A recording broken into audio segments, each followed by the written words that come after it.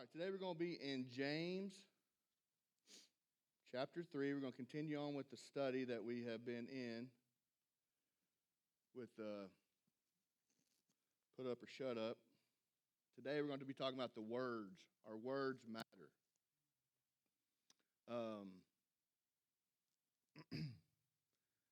Sticks and stones may break my bones, but words will never hurt me, is the biggest lie that I have ever told my kids. It was the biggest lie that I was told. Because words cut deep and they last a long time. I would rather be punched in the face because I know that that wound will heal quicker than the words.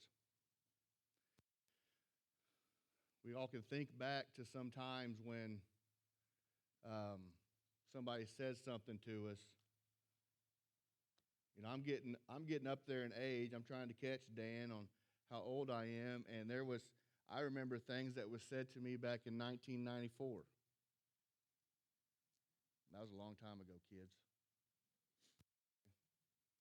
I remember in junior high, things that were said to me by my friends, things were said to me by teachers, and they shaped me and they directed me and they made me kind of who I am.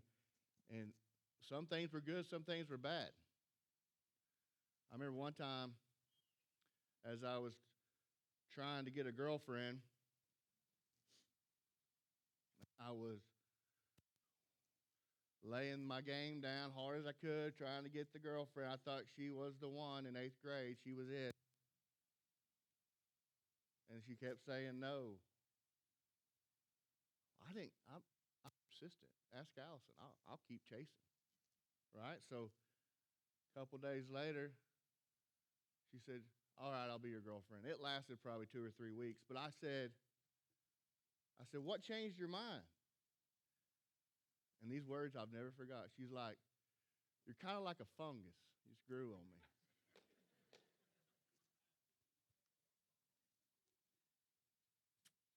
I don't know how to take that, but we didn't get married, so it's all right. But how we talk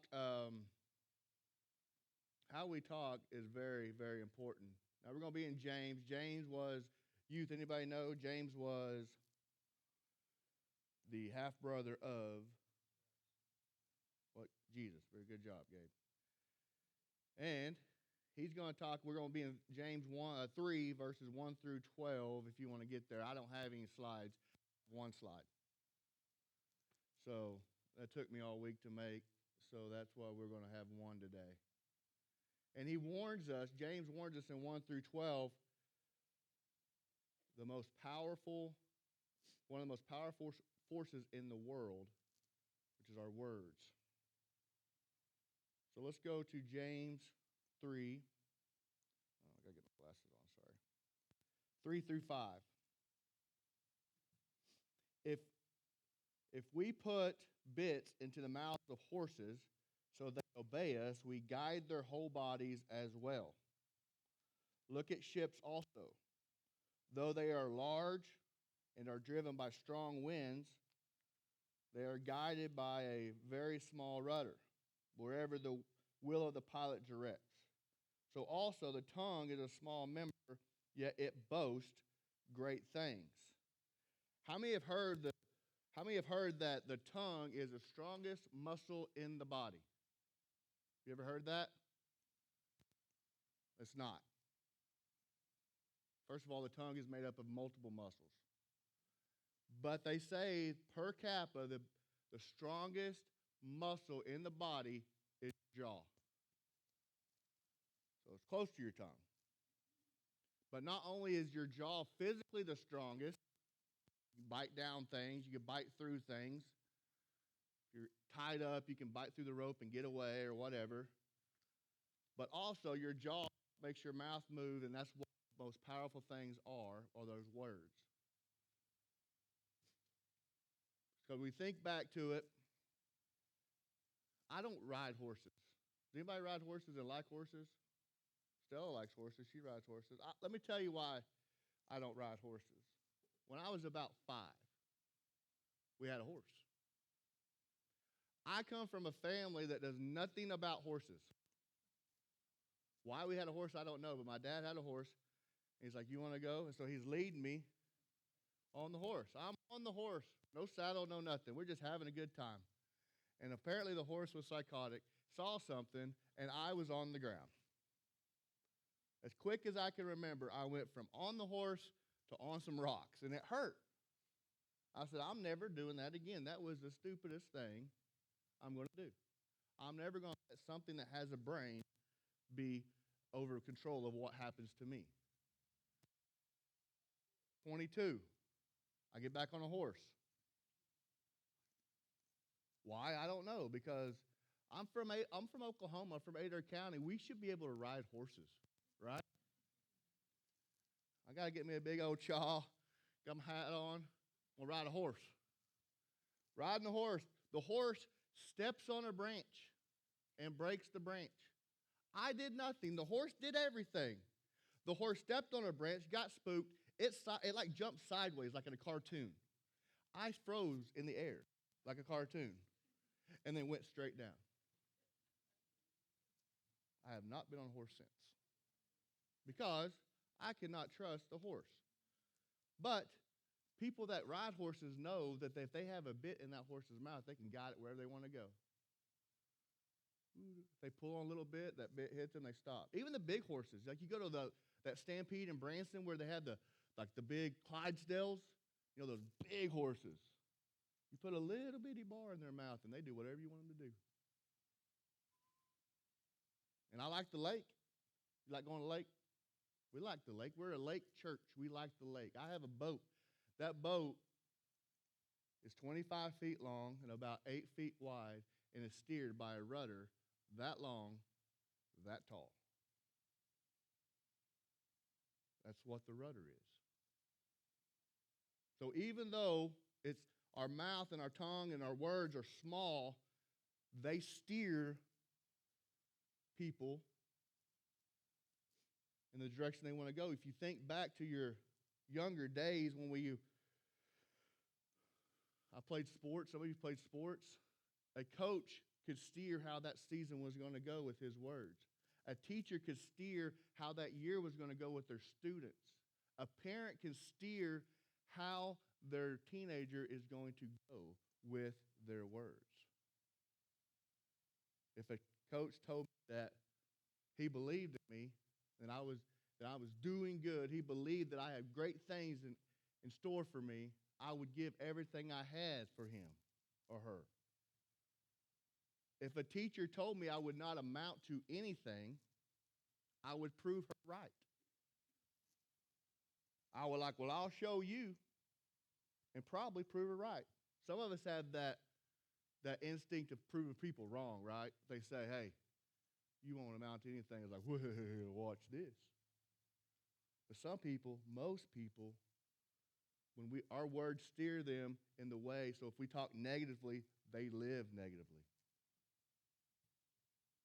We've been talking with our youth about how their words matter. Think about relationships with your spouse.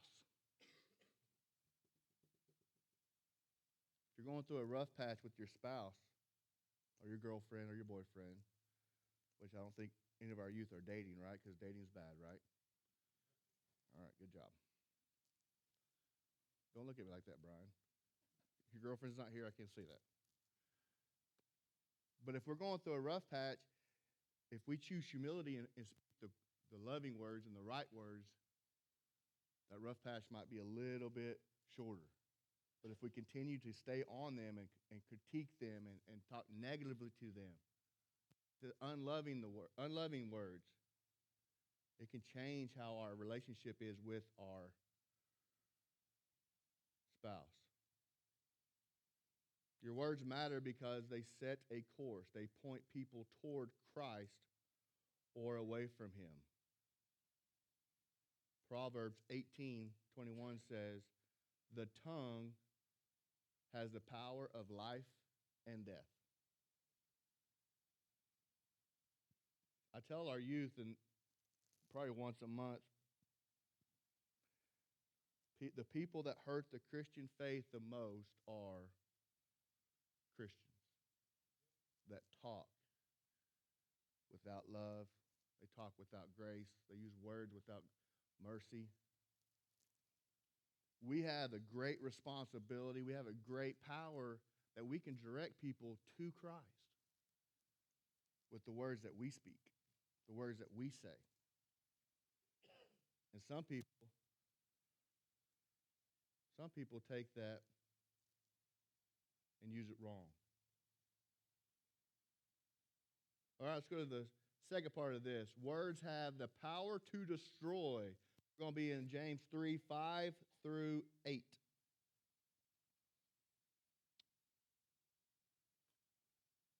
So also, the tongue is a small member, yet it boasts great things.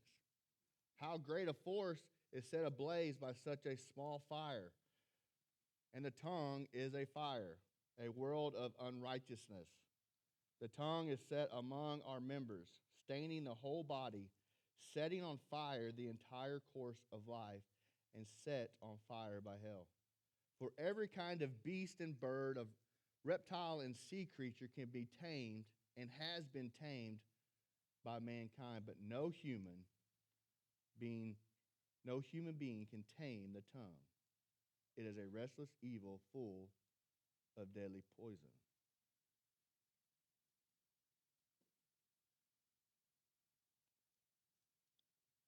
How many of you ever been affected by gossip? Untrue gossip.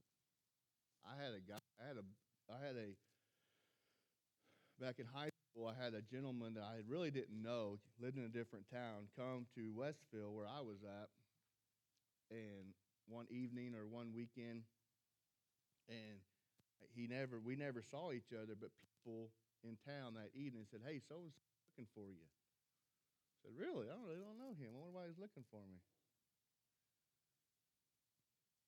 Never found him. He never found me. The next week at school, I had some buddies of mine that were friends with him, older than me, and they came up and they said, "Hey, did you beat up a girl in Stillwell?" I said, "No." They gave her name. I said, "I have no idea who you're talking about. I have not beat up a girl. At that time, I hadn't even beat up a boy." Okay? I probably couldn't beat myself out of a wet paper sack, but I could. I said, "No, I don't know who she is, and I definitely have not punched her." Come to find out, that's why that guy was in town looking for me. He heard that I had. And so what we do when we hear gossip is what? We don't find out if it's true or not. We run with it. Fire. So there's gossip every day at school, at work. Not on social media, though. It's all facts, right? But the amount of stuff that we see on social media, the posts that we see, and then the comments that just run with it, and then my kids are the words. "I heard this. A guy on TikTok said this." Well, the guy on TikTok's an idiot. That's not true.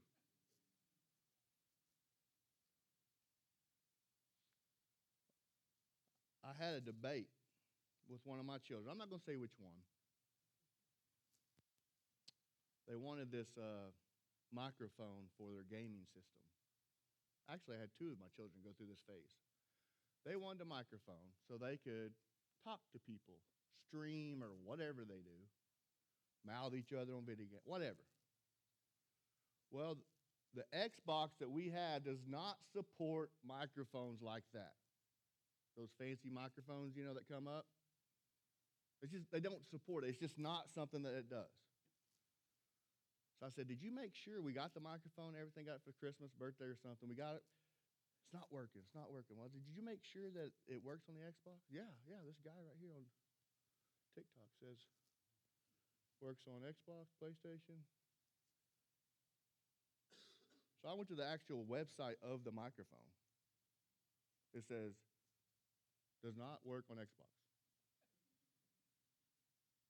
I said, "This one doesn't work on Xbox. Find another one." "Okay, this one does. It says it does. It's right here. It says it works on Xbox." I researched that one. Does not work on Xbox. Everybody online said it did. Because why? They don't care if it doesn't work because they got your money. A few months later, one of the siblings came in and said, I want a microphone. I said, we've already went through this. They don't work on Xbox. They do work on Xboxes.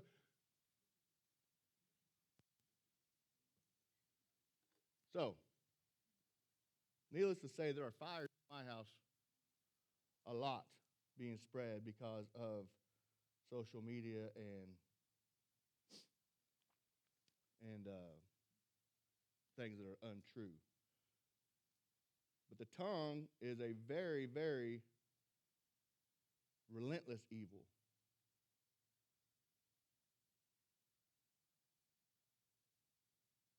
Full of deadly poison. If you think back, there's probably other examples, but the first example I thought of or saw was the Chicago fire in 1871. I like history. 1871. Was that a good year, Dan? Or okay. 1871, there was a lantern. Because back then, they didn't have lights like we have, kids. They used lanterns. Well, in this barn, a lantern tipped over and caught the barn. What do most barns have? Hay. Good job. Caught fire and grew rapidly. By the end of the fire, it had burnt down a lot of Chicago, the town of Chicago. It had burnt down 17,000 buildings and had left over 100,000 people homeless by a lantern, small lantern that fell over. The fires that were in California just a few years ago, I'm sure were started by a small spark, a small flame. But one little bitty spark, one careless word, one mean word can ruin a friendship, can ruin a relationship.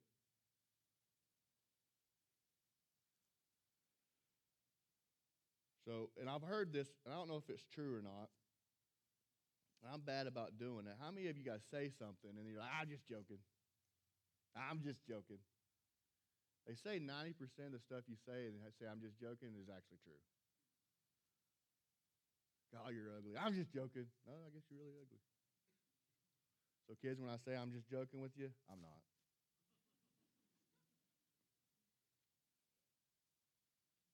So I don't know if that's true or not. You might want to do your own research, but you think about it. You say something that might have a little bit of fire to it, might have a little bit of pain, and you're like, well, I'll cover it up with I'm just joking, right? Throw water on it real fast. I don't think the water works very fast, just so you know. All right, let's go to verses 9 through 12. Words have power to display. I make you guys work. I know the youth are following along with their Bible because they do this all the time. Not one Bible was open except for Davin. Is that a boy, Davin? Good job. Verse 9. Talking about the tongue. With it we bless our Lord and our Father. And with it we curse people who are made in the likeness of God. From the same mouth come blessings and cursings. My brothers, these things ought not be so. Does a spring pour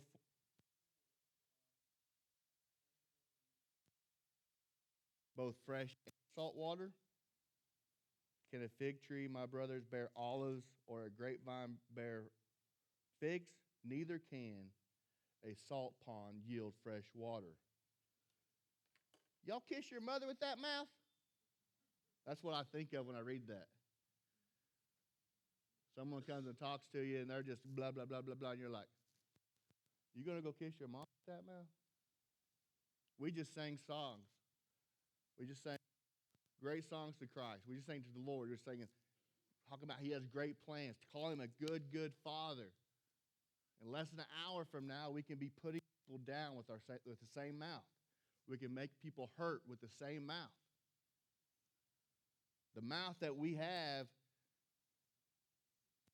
is very powerful, and we have to be able to understand that we should be praising and worshiping Christ and God and not bringing people down. It's in the New Testament a couple times. One time it's in Luke 6:45. I think it's in Matthew 12 as well. It says, out of the abundance of the heart, the mouth speaks. So if you want to know what's really inside a person, just listen to their words. We had this lesson in youth a couple weeks ago. Carla did an amazing job. We talked about a tube of toothpaste. She had taken that tube of toothpaste and she took up all the labelings. So it was about that. It was one of those small ones, you know. It was just a white tube. We said, how many of you think this is toothpaste? It could be toothpaste. It could have been Neosporin. It could have been wart cream. I don't know. I don't know what else comes in there. Kids raised their hand. And she said, okay, I got this toothpaste and I got some water. Oh, not toothpaste. I got this tube and I got some water. You don't know what this is, but it goes with this. How many think it's toothpaste? We went through this whole process, right? We got to the point where this tube uses water, it uses floss, I think it even used a toothbrush. How many of you think it's not toothpaste? We still had kids going, it's not toothpaste. Because kids are, I don't want to say it, but you know. They're dumb. They're dumb. And I can say that because most of them are my kids. And I'm with them Sunday and Wednesday, and let me tell you. So my question to the youth was, after that this was a blank white tube. We go to church on Sundays. We go to church on Wednesdays. We pray at our ball games. We go to FCA. We go to the See You at the Pole. But when we open our mouth, when we're not there, are we still spewing out toothpaste? If toothpaste is who we claim to be because of everything that we do, when we talk and when our stuff from the inside of us comes out, is it still toothpaste? If I went through your phone and looked at the text messages, and I looked at the comments on the social media, and looked at the pictures, would they still represent toothpaste? And the hard reality is, me included, no. The words that we say, like toothpaste, can never go back. And a lot of times we forget how powerful our words are. If Christ truly rules your heart like you say he does, he has to rule all of it. We can't pick and choose. We have to say, okay, Christ, I want you to lead and guide me in everything that I do except for what I say at work. I got that. I'll take care of that, because that one guy, Bill, oh my goodness, he drives me nuts, and I'm going to tell him how I think. No, if we are asking Christ to lead us to follow, and we're going to follow him wholeheartedly, then we're going to do everything. So why do your lives matter? Why do words matter? Because A, they can direct lives. They can steer people in a way of where they're going to go. Adults, we have a responsibility with our church, with our youth, that we can encourage them, because discouraging youth and how they dress at church or how they act at church, or if they're wearing a hat, or if they're wearing flip-flops, or if they got their AirPods in, and if we talk negatively how they act at church, can steer them from not wanting to be at church. And it's the same thing, youth. If you're at church and someone opens up and you want to make fun of them for whatever they're going through, that steers them away from church. So as Christians, not only do we have the responsibility of bringing non-believers to the church, we have the responsibility of keeping the church together with our words. Churches have split many a time over words, over color of carpet, and other silly things. Words can destroy lives. Words can destroy lives. This is a controversial topic I'm not going to get on. I'm not going to go down this rabbit hole. I would, but I'm not going to today. I have seen words destroy people's lives because someone accused someone of doing something. I have seen men lives destroyed because one person said that they did something to them that was not true. And you know, like I know, you go through the whole process. You go through the court and everything. Even being found not guilty, that person's life can change. The last thing that words do, they display what's inside of us. Is it toothpaste that we spew out, or is it wart cream that we spew out? I'm not saying one's better than the other. I'm just saying toothpaste is good, wart cream is bad, for this example.